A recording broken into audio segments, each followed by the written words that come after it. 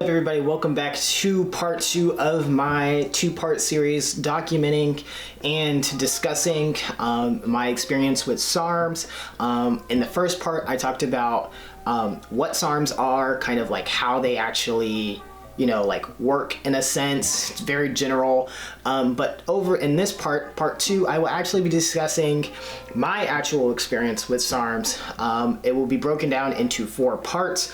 I will be going over why I decided to run my subject with a cycle of LGD4033, the protocol used during those few weeks, the actual briefing of how my subject felt during that time period, and then I will be going lastly over things that I would do different and takeaways. Now, before I get too far into it, if you are new to my channel, very brief kind of description. I talk about fitness content on here, document my transition as a Black trans man, and I like to do product reviews. If any of those things interest you, I highly encourage you guys to subscribe and hit that bell notification so you guys can stay up to date on when I post videos. But without further ado, let's move on. Why did my subject decide to use LGD4033, or for some people, LGD4? Really, it comes down to just experimentation. My subject really was just interested in SARMs just for the fact of experiencing what it's like to actually run a test cycle, but also to kind of get a understanding of that and prepare for any future cycles that possibly might occur, but also understanding the amount of work that actually has to go into planning, prepping, running a cycle, the amount of money that goes into running a cycle. Overall, it was just purely for learning education purposes. It was not driven by any terms of body images or issues, though if my subject did put on some type of lean muscle tissue, that was definitely a bonus and a plus overall, but it was not necessarily the main focus of it. It was the focus in the sense of having a goal for a protocol, but whether my subject actually gained the muscle or not didn't affect how that subject felt towards the end of the experimentation. So with that in mind, let's actually discuss the protocol used. So my subject had a few things in mind when formatting the protocols for running a cycle of LGD. Specifically, when it came to creating the protocols, it was determined and decided that appropriate amount of length of time for this experimentation would be 8 to 12 weeks, starting with a dosage of 2.5 milligrams for weeks 1 and 2, and then increasing them to 5 milligrams for weeks 3 through 8. In terms of supplementations, there was the consideration for both taking NAC and milk thistle. However, in the actual active stage of running the experimentation, only milk thistle was actually used. And then my subject ate in a deficit of 300 calories with the hopes of recomping. The daily caloric intake had to be anywhere from 1,800 calories to 1,900 calories, with at least trying to get in a minimum of 100 grams to relatively 140 grams, as well as doing a minimum of 150 minutes of cardio a week. If for whatever intents and purposes the experimentation ended up kind of leaning more towards a bulking cycle, it was decided that a backup plan was to try and just make sure that my subject just stuck to the 1,800 calorie intake. Stats when starting, my subject was a starting weight of 165 pounds. Lifts in terms of squat, bench, shoulder press, and deadlift was 200, 150, 95, and unknown for the deadlift because they had never attempted it. If any of this is any indication of the current experience level of my subject at the time, you're not wrong. My subject was not fairly trained, for the most part inexperienced, had not reached the serious stage of their fitness lifestyle just yet upon actually starting LGD4, which I will go again into at the end, things that I would have changed for my subject. But moving on from that, let's go over actually what this all looked like in action. You have to remember, this was very, very early on in my fitness, my more serious fitness journey.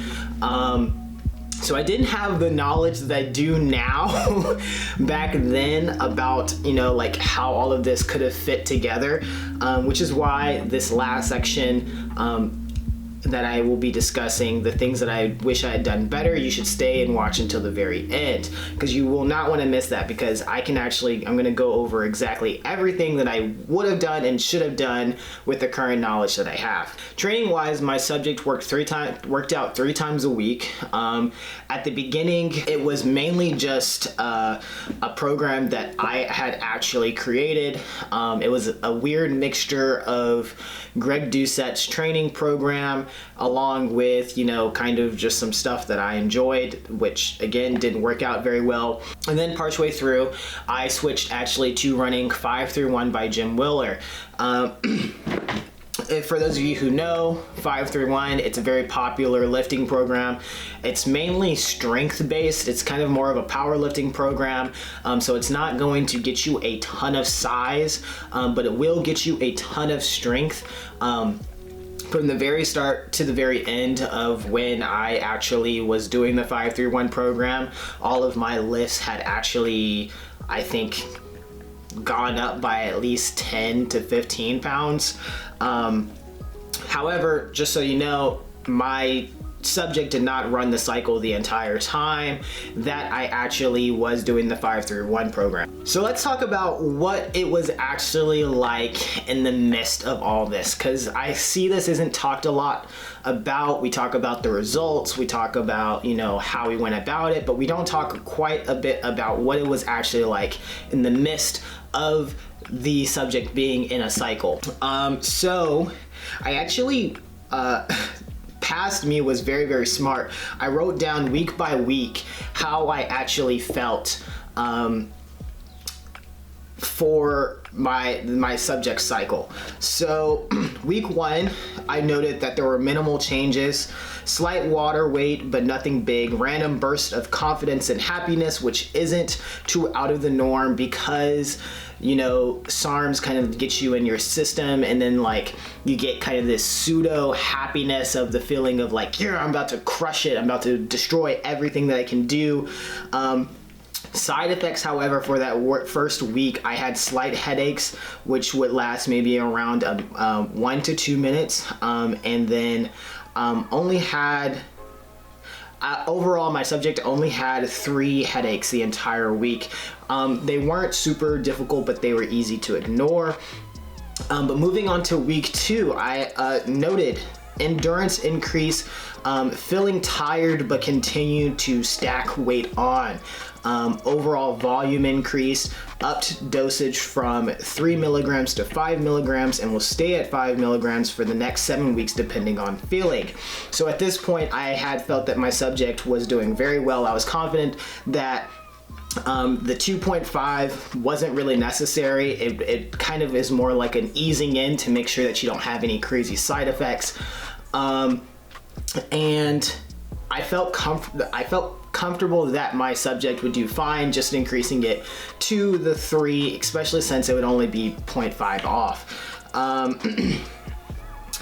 So for those of you who don't know, my subject had actually just come from a surgery after all of this. So there was some slight nipple sensitivity.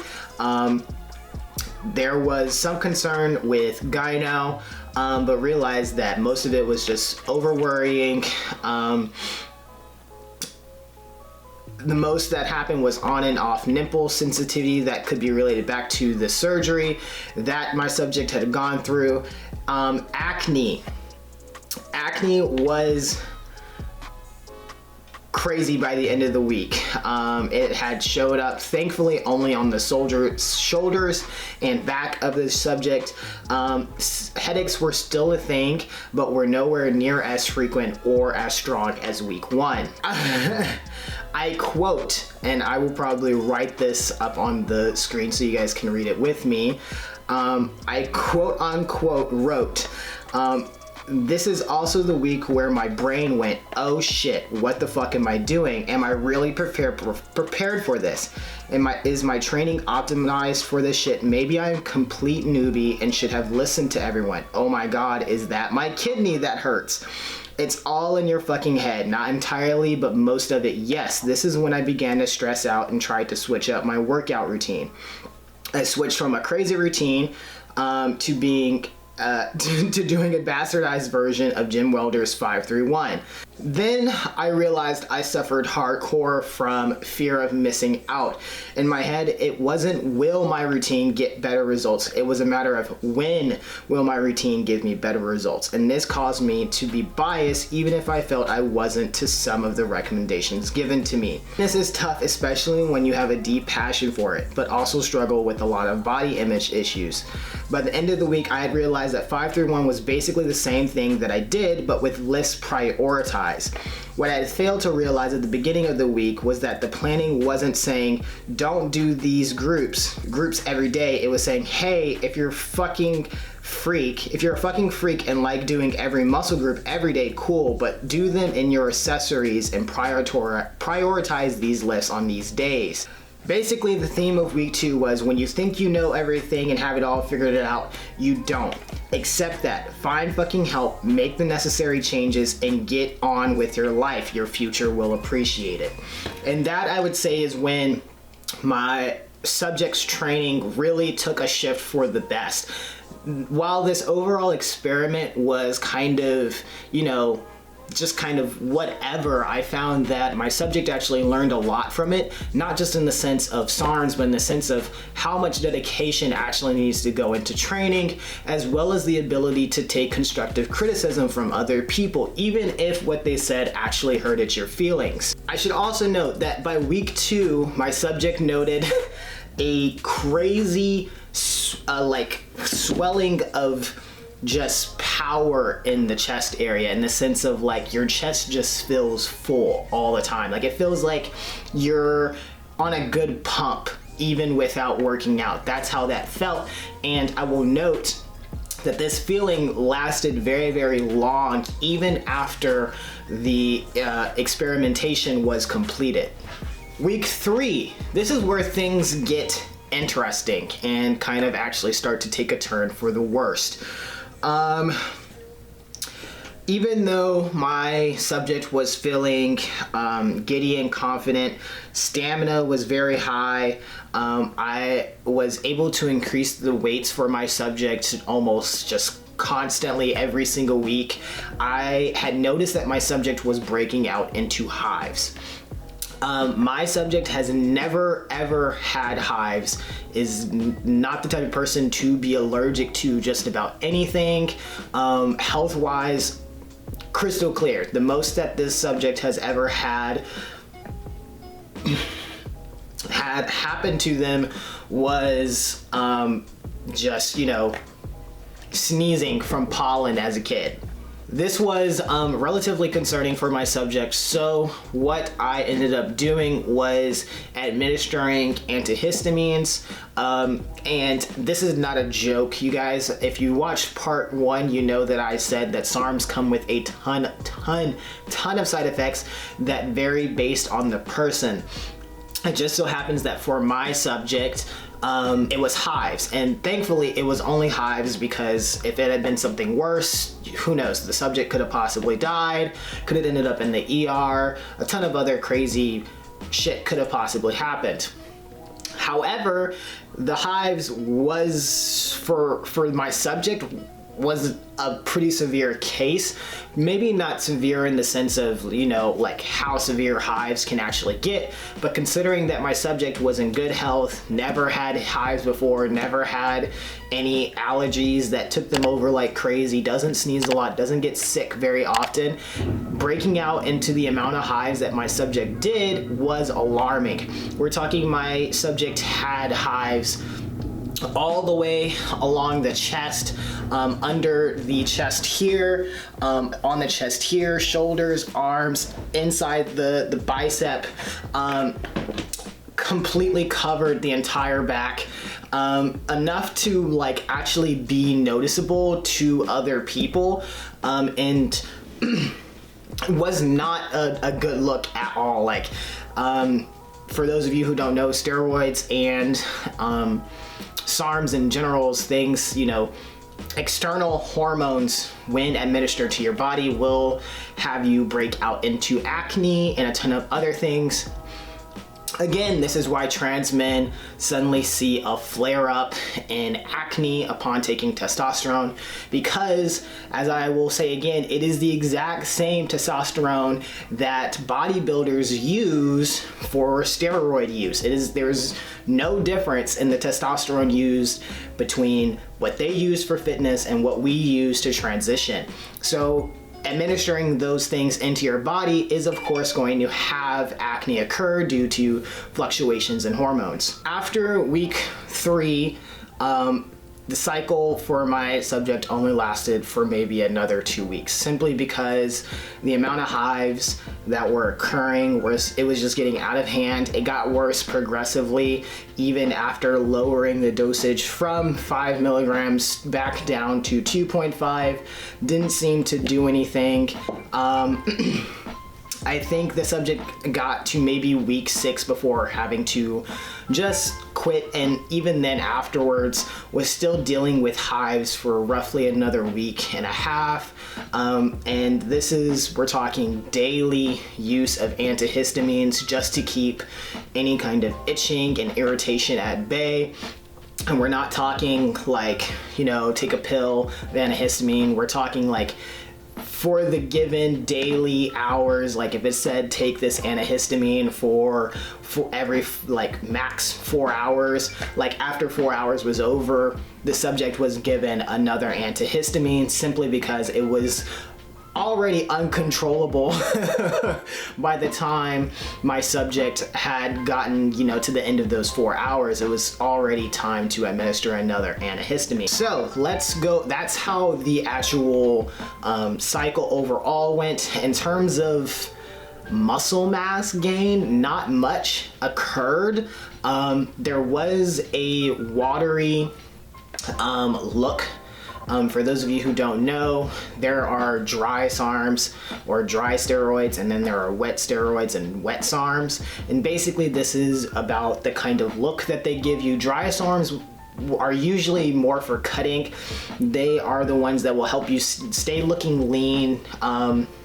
And wet SARMs such as LGD4033 will increase kind of your kind of bloated. You'll not be necessarily bloated, but you will have just kind of like this fullness look to you. And so that fullness look was there, but it wasn't something that was permanent. No real muscle mass was created during those 6 weeks, so it was a total waste of time. Even though the subject's lifts was going up, energy was good, all of that stuff was great. The issues with what was going on, I will talk about in this next section. So for those of you who probably follow me pretty religiously, you know that I run a fitness website. For those of you who don't, check it out. The link will be in the description box. And on there, I posted about the law of specificity. Basically, the law of specificity states that in order to get a desired outcome, you should make sure that everything in your training is geared towards that outcome.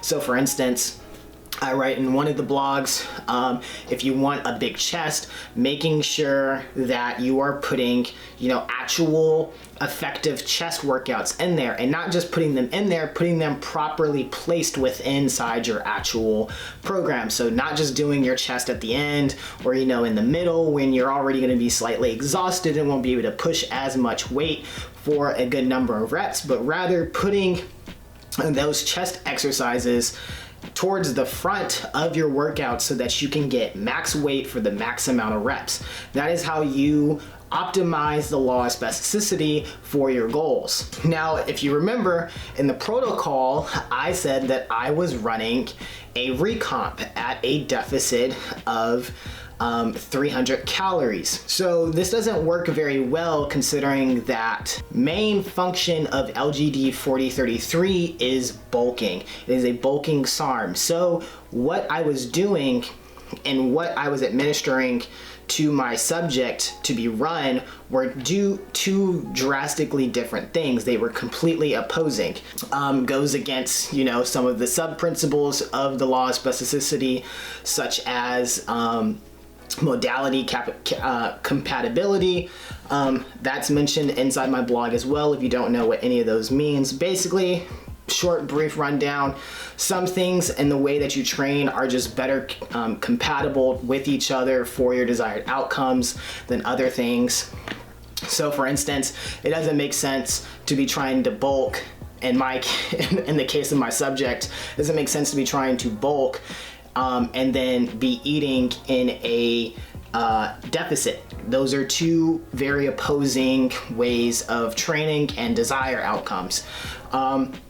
Instead, what I should have had my subject actually do was probably just eat at maintenance, considering that my subject was, for the most part, fairly untrained, had no idea really what they were doing.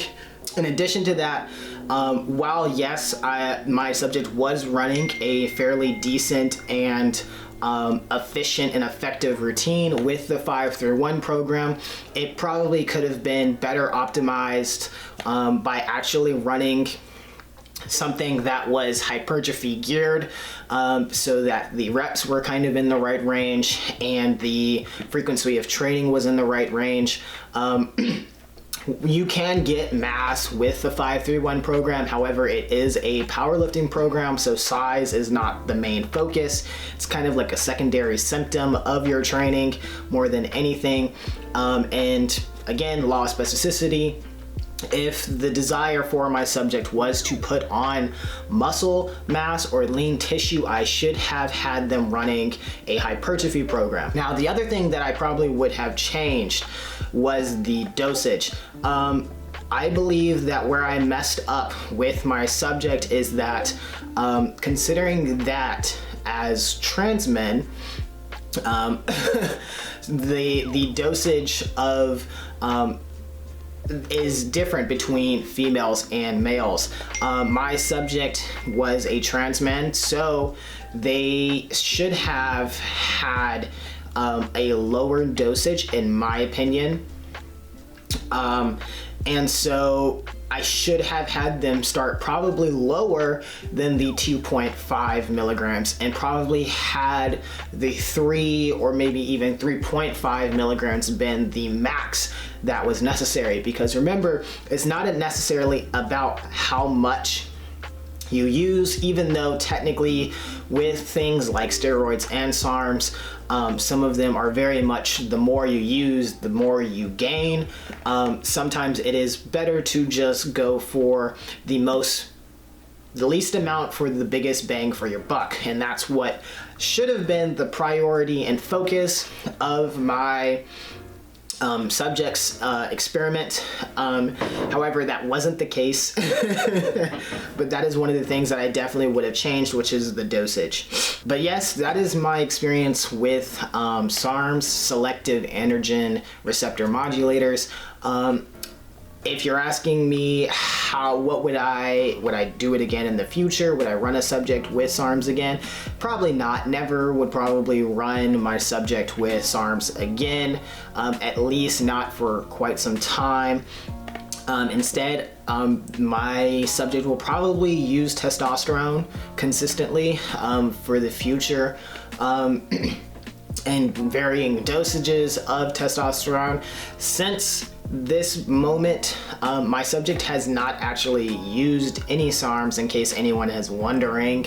For those wondering about when the actual timelines and dates that this experimentation took place, this occurred around May all the way until roughly around I would say like mid-June, considering that it only lasted for about 6 weeks.